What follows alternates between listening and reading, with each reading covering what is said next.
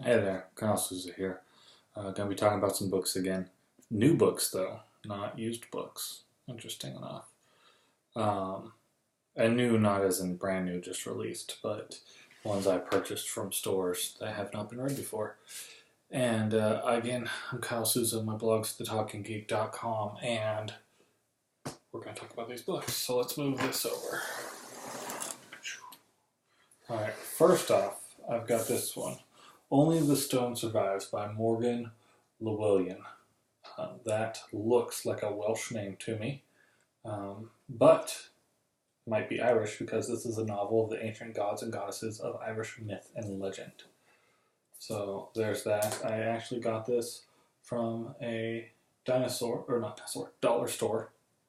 I switched those out. Let's see. The author lives near Dublin, so I'm guessing that she's Irish. But yeah, it looked pretty cool. Looked pretty interesting. Won't spend $1 on it. I've gotten things from the dollar store before and shown those off. None of these other ones are from the dollar store. Most of them are from Barnes and Noble. So I got this Wrinkle in Time trilogy. It was steeply discounted. I read A Wrinkle in Time before when I was a child, and I was not a big fan. I think it may have just been a bit above me at the time because I was probably in 3rd grade when I read it. Maybe that is the target audience, and I just didn't like it. But whether I enjoy it or my kids might enjoy it or whatever, I got a good deal on this book. Wanted to pick it up. I like these Barnes & Noble collected editions. And so I wanted to give it another try. Let's see. We'll get to those in a minute. Ryan Higa's How to Write Good. Alright, this one is a book about writing. So I do some writing, so I picked that book up. How to Draw Fantasy Art and RPG Maps, Step-by-Step Cartography for Gamers and Fans. I failed art class in high school, but I love maps. Part of why I got into GIS, which is something I've done for work. And it's got just a lot of really cool things. Like if you ever want to draw a good map of Middle Earth, this book will teach you how. Goes over different basic materials, why you'd use different ones, and then takes you step by step through rough drawing, refining, adding some geography to it, lakes and islands and whatnot, until you get to a finished product, which is pretty cool, starting with this. But then it gets more detailed, adding in mountains and rivers, and then labeling it with different fonts. And so you can create some really cool maps using what's in this book. And so I like cartography, even if I can't draw well. Norse Myths, Viking Legends of Heroes and Gods. Again, this is another Barnes & Noble pickup. This one, I think, was a Hobby Lobby pickup. This one, Barnes & Noble. I'm a fan of Norse mythology. I think it's because I have some Norwegian ancestry, and I grew up hearing plenty of stories, and I just found it to be more compelling than a lot of the Roman myths. I mean, I'm also a fan of Greek, though. Fan of the Greek mythology, and so I like it, so I picked it up. Atlas of the World coloring book. So this is one of those coloring books, adult coloring books. I don't have too many of those, but I do have some, and so it's got some cool things. So it's got topographical and political maps. So like here's a Guatemala topographic map. And so if you shade it all, you've got your target here, and you've got all your different topography there. Whereas you get to a political map of, say, let's see, Ecuador. Yeah, we'll go with the first one I turned to. Ecuador there, you get the political map. And so just the different areas within Ecuador that you want to bring out. So I thought of this as a way for my children especially to learn geography. I thought it'd be a fun way. It includes some facts. China topographical covering 3,705,407 square miles, which would be 9,596,960 square kilometers. China's terrain ranges from mountainous to desert. China's a big country, so it gets a full treatment there with the page. Then it breaks it down because it's such a big country. It's got northern China, then you got Japan, North and South Korea. A lot of political segments within Vietnam. Ignorance on my part, I did not realize all the political distinctions in there, kind of like how we have states in the United States. They got a lot of districts or whatever they call them, I don't know. So yeah, I thought that was cool. Picked all these up on sale. This one I am super excited about, though. This is the Star Wars storyboards for the prequel trilogy, and I wish I had it for the original trilogy. But these are really cool. This book I'm pretty excited about. I got this one at Marshall's. It was $20. And for a book this cool, I was willing to pay for it. I mean, it's got some stuff that looks drawn, some stuff looks CG. So you can see arrows denoting action. You know, he is swinging this way.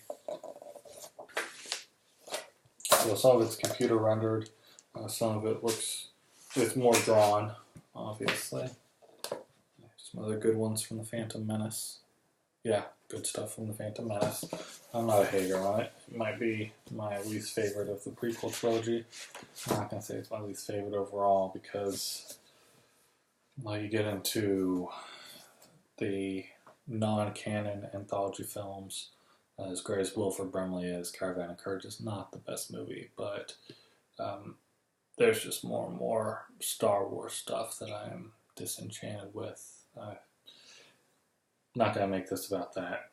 This is about these really cool drawings in this book. So these are storyboards for episodes 1, 2, and 3, The Phantom Menace, Attack of the Clones, and Revenge of the Sith. You get some really cool stuff in there. There's even some with some color. A little bit of color denoted. Not a whole lot of color in these, though. Most of them are grayscale or black and white. Some blue. Some pretty dark content there. So that one I'm really excited about. I like stuff like that. I've got some other reference books here. This price is not accurate because I actually got it, I think it was half off of this price, so $7.50, the Essential Wonder Woman Encyclopedia. I like reference materials. That may be weird. You know, I've read a dictionary, stuff like that. But it is, yeah, reference material is great, just as far as encyclopedic knowledge goes. If you want that stuff, if you want to know who Philomela is, you know, in the post-crisis universe, one of the Amazons of Themyscira, Philomela was a huntress and a tanner who provided the Amazons with meat and hides. And then it goes on to describe more about her. So this is a great reference for if something comes up and I'm not familiar with that person.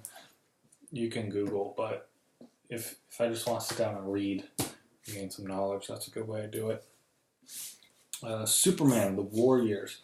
This one I definitely got at a better price. I actually think it was 75% off. I think it was only $5. It's already marked down to 20 with this bargain books here. I don't usually buy books in this manner where it's collected certain years. I prefer epochs. I'm not sure what we'd call it. Like I like Golden Age, Silver Age, Modern Age. You know, I prefer to collect them by age rather than just the war years, 1938 to 1945. So that covers World War I and World War II. You got a lot of Superman in there and a lot of cool things. It's just not quite exactly the style of book that I prefer for that. But it's got great stuff, and those are some great comics in there. You know, they had to figure out how they could make Superman not just win the war, right? You do have a suspension of disbelief when it comes to superheroes and fantasy stuff like this, but how can you put him in a real world situation like World War II and still have him be Superman? Like, he would just win everything, which was a fun concept they explored in Red Sun in reverse there. But he goes, he tries out. Do you try out for the military? I don't know. He goes, he tries to enlist, he gets nervous, he fails the test, he decides, the Allies don't need me anyway. So at least I think this was the World War II one. The Allies don't need me anyways. They're real heroes. They can handle this. And so that's how they write him out of the World War II story for the most part. So there's that. Marvel characters and their universe. So this is the Marvel 75th anniversary edition of the Marvel characters and the universe book. There have been a few printings or books like this over time. What exactly year was this? 2014. So it's a little outdated. But it kind of has things related by main title.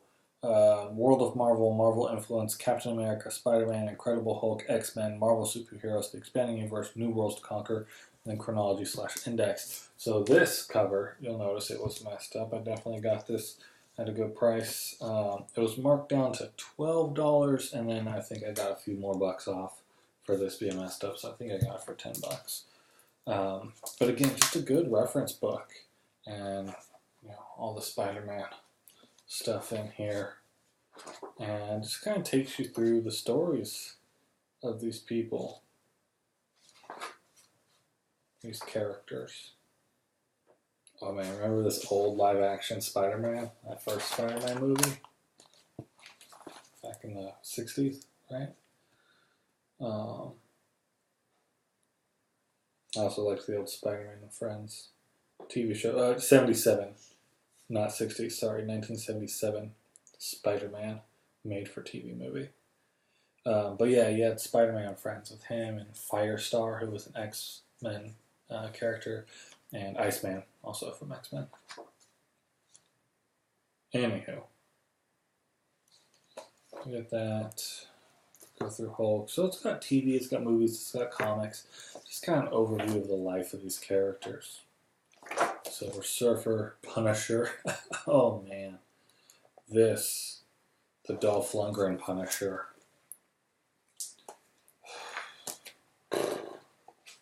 What are you gonna do? Howard the Duck. You got a bunch of different things. The chronology's cool though. 1932, Martin Goodman and partner Louis Silberk late form Western fiction publishing. The pulp magazine Complete Western Tales is started. And it progresses all the way through. It should progress to 2014. 2003. It stops in 2003. 20th Century Fox's Daredevil opens in January, and 20th Century Fox's X-Men 2 to open May 2nd. Universal's The Hulk feature to open in June. Ghost Rider feature scheduled to open. Why, if this thing has a published date of 2014, does the chronology stop like that? Future tense through 2003.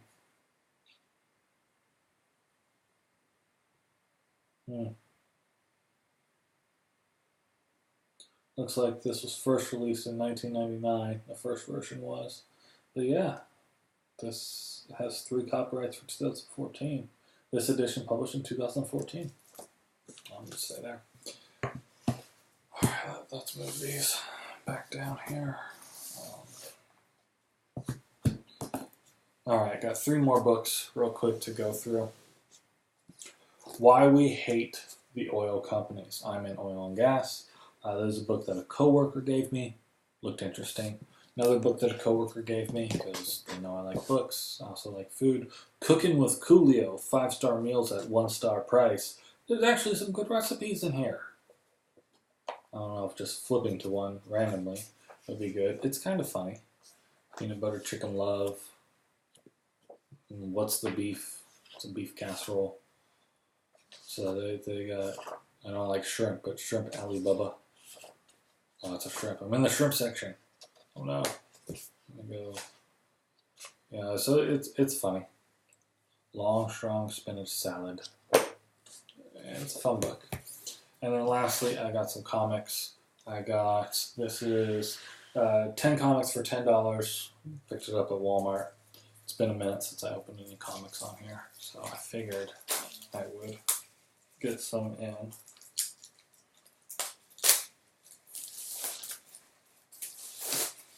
And we've got, first off, the 100-page comic giant of Justice League #1. All right. 100-page comic giant has 4 stories in it, I believe. Maybe just 3. Might just be 3. But 2 older stories in reprint and then 1 new story. Okay, and then here we go. We've got these sets, 3 packs. Oh, interesting. A Batman #1 from the Rebirth setting.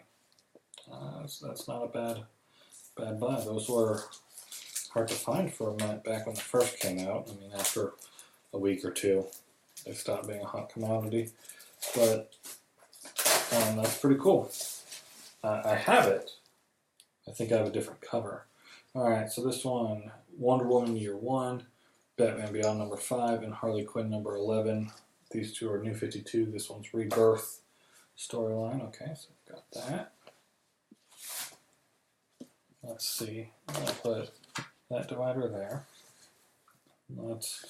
I've got a Wonder Woman #1. This looks like the same cover that I have.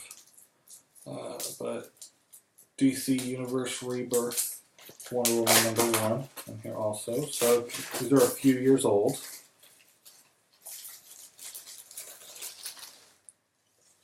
Got that. Superman Action Comics #35 from New 52. And then a fun Batgirl cover #36.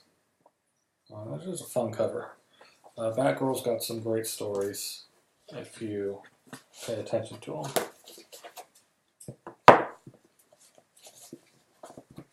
And then lastly, try and do is stop bending up the book.